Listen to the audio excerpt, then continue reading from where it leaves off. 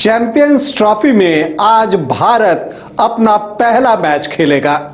भारत का मुकाबला आज बांग्लादेश से होना है।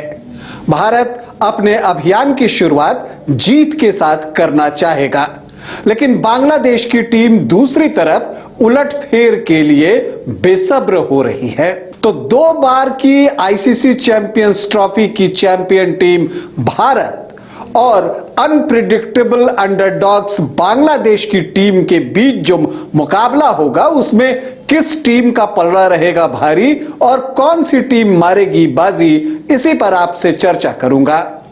साथ ही यह भी बताऊंगा कि भारत की प्लेइंग 11 में किन किन खिलाड़ियों को अवसर मिल सकता है और किन्हें बाहर बैठना पड़ सकता है। बांग्लादेश टीम की भी चर्चा होगी और यह भी बताने की कोशिश करूंगा कि मैच जीतने के लिए भारत को क्या कुछ करना है, रिकॉर्ड्स क्या कहते हैं, इन सारी चीजों पर आपसे चर्चा होगी। नमस्कार, आप देख रहे हैं न्यूज बाइस्कोप और मैं हूं राकेश रंजन। भारत और बांग्लादेश के बीच आज चैंपियंस ट्रॉफी में मुकाबला होना है। दोनों ही टीमों के लिए यह पहला मुकाबला है इस चैंपियंस ट्रॉफी में। लेकिन अगर आप बात करें तो इससे पहले भारत और बांग्लादेश की टीमें 41 बार वनडे इंटरनेशनल में एक दूसरे के सामने रही हैं, जिसमें से 32 बार भारतीय टीम ने जीत दर्ज की है, तो 8 मैचों में बांग्लादेश की टीम को सफलता मिली है। एक मुकाबला जो है उसका कोई परिणाम आया नहीं। लेकिन अगर हम चैंपियंस ट्रॉफी की बात करें तो चैंपियंस ट्रॉफी में भारत और बांग्लादेश के बीच जो आखिरी भिड़ंत हुई थी वो 2017 में हुई थी और उस सेमीफाइनल मुकाबले में भारत ने जो है बांग्लादेश को बिल्कुल एक तरफे मुकाबले में पराजित किया था और रोहित शर्मा के बल्ले से सैकड़ा आया था। तो कप्तान रोहित शर्मा आज भी कुछ वैसा ही करना चाहेंगे। तो देखिए, अगर हम की प्लेयर्स की बात करें दोनों टीमों से, तो भारत के लिए अगर आप बल्लेबाजी में बात करते हैं तो रोहित शर्मा, विराट कोहली और शुभमन गिल की बल्लेबाजी जो है वो महत्वपूर्ण रहने जा रही है। क्योंकि मैं हमेशा मानता हूं कि मैचेस तो आपको खिलाड़ी जिता देंगे, लेकिन अगर आपको टूर्नामेंट जीतना है तो रोहित और विराट को फॉर्म में रहना होगा और उनके बल्ले से रन निकलना होगा। इसी तरह से अगर बांग्लादेशी टीम की हम बात करें तो वो बहुत कुछ निर्भर जो है मुशफिकुर रहीम पर रहेंगे। अनुभवी खिलाड़ी हैं।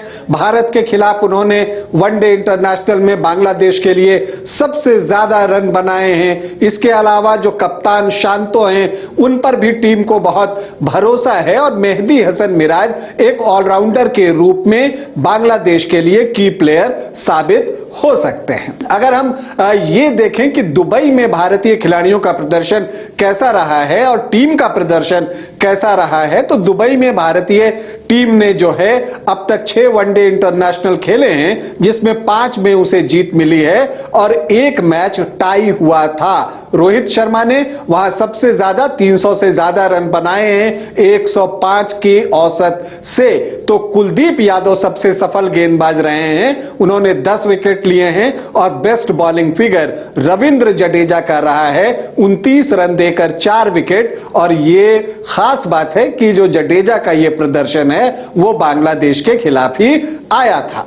तो टीम इंडिया क्या चाहती है? टीम इंडिया चाहती है कि पावर प्ले में उसे एक अच्छी शुरुआत मिले। मतलब यह कि रोहित शर्मा और शुभमन गिल जो हैं वो पहले 10 ओवर में ज्यादा तेजी से रन बनाएं और विकेट भी न गंवाएं। और जब भारतीय टीम गेंदबाजी कर रही हो तो मोहम्मद शमी और अर्शदीप सिंह जो है वो बांग्लादेश टीम के विकेट जल्दी जल्दी निकालें। तो ये की होगा अगर आपको मैच जीतना है, क्योंकि पावर प्ले जीतना बहुत जरूरी है मैच जीतने के लिए।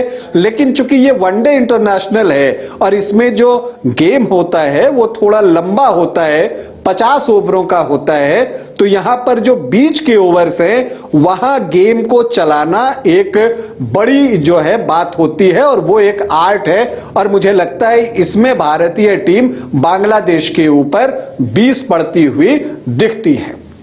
भारत के लिए समस्या यह है कि जसप्रीत बुमराह यहां पर नहीं है, और जसप्रीत बुमराह के नहीं रहने से भारतीय टीम को नुकसान तो हुआ है, क्योंकि उनकी कमी की भरपाई कोई कर ही नहीं सकता। लेकिन अर्शदीप सिंह को मुझे लगता है कि आज अवसर मिल सकता है, और उनके अंदर एक आदत है कि वो पावर प्लेज में विकेट निकालते हैं, और अगर वो पावर प्ले में विकेट निकालते हैं और मोहम्मद शमी ने जिस तरह की गेंदबाजी जो है वनडे वर्ल्ड कप में की थी, अगर वो उस तरह की गेंदबाजी करते हैं तो फिर बांग्लादेश के लिए मुश्किलें और बढ़ जाएंगी। हम अगर दोनों टीमों की अगर हम बात कर लें तो देखिए, अगर हम भारतीय टीम की बात करें तो प्लेइंग 11 बहुत साफ दिखता है। चूंकि भारत 4 ही प्योर बैटर को लेकर गया है तो वो चारों खेलेंगे, मतलब रोहित शर्मा, शुभमन गिल, विराट कोहली और श्रेयस अय्यर, ये चारों प्लेइंग 11 का हिस्सा होंगे, और पहले 4 नंबर पर यही 4 खिलाड़ी आपको दिखेंगे। इसके अलावा विकेटकीपर 2 हैं, केएल राहुल और ऋषभ पंत, लेकिन लगता ऐसा है कि केएल राहुल को अवसर दिया जाएगा। अब जो 4 ऑलराउंडर भारतीय टीम में हैं, हार्दिक पांड्या, अक्षर पटेल, रविंद्र जडेजा और वाशिंगटन सुंदर, इसमें से किन्हीं 3 को प्लेइंग 11 में जगह मिल सकती है, और इसमें वाशिंगटन सुंदर को प्लेइंग 11 से बाहर रहना पड़ सकता है। तो ये अगर आप देखें तो 8 खिलाड़ी ये हो गए। वरुण चक्रवर्ती और कुलदीप यादव में से किसी एक को प्लेइंग 11 में जगह मिल सकती है, लेकिन चूंकि कुलदीप यादव का प्रदर्शन दुबई में बेहतर रहा है, वो यहां पर वनडे इंटरनेशनल में 10 विकेट निकाल चुके हैं, तो मुझे लगता है कि वरुण चक्रवर्ती के ऊपर कुलदीप यादव को वरीयता दी जाएगी और कुलदीप यादव प्लेइंग 11 का हिस्सा होंगे। और इसके बाद 2 तेज गेंदबाज होंगे, तो एक तो मोहम्मद शमी होंगे और फिर अर्शदीप और हर्षित राणा में से किसी एक को चुनना है। तो मुझे लगता है कि यहां पर अर्शदीप को उनकी विकेट टेकिंग एबिलिटी की वजह से टीम में जगह दी जाएगी। तो यह तो हो गई भारत की प्लेइंग 11। बांग्लादेश की टीम भी जो है वो एक मजबूत प्लेइंग 11 के साथ मुकाबले में उतरना चाहेगी। यहां पर तंजीद होंगे और सौम्य सरकार पारी की शुरुआत करेंगे, फिर शांतो होंगे, फिर मुशफिकुर होंगे, और इसके बाद तौहीद हृदय होंगे, महमदुल्लाह होंगे। तो बल्लेबाजी उनकी भी मजबूत दिखती है। और फिर आप नीचे आए तो मेहदी हसन मिराज एक ऑलराउंडर के रूप में आपको दिखेंगे। 2 स्पिनर में से किसी एक को मौका मिलेगा, चाहे वो रिशद हुसैन हो या नसूम अहमद हो, दोनों में से कोई एक खेलेंगे। नसूम अहमद का पलड़ा थोड़ा भारी दिख रहा है उनकी बल्लेबाजी को लेकर। तस्कीन अहमद और मुस्तफिजुर रहमान भी जो है इस टीम का हिस्सा होंगे, ये भी आप मानकर चलिए। और नाहिद राणा और इसके अलावा तंजीम साकिब में से किसी एक को मौका मिलेगा। लेकिन भारतीय बल्लेबाजों को संभल कर जो सबसे ज्यादा रहना है वो तस्कीन अहमद से रहना, क्योंकि वो शुरुआती ओवरों में विकेट निकालते हैं। और मुस्तफिजुर जो हैं, जो उनकी चेंज ऑफ पेस होती है गेंदों में, उस पर नजर रखनी होगी।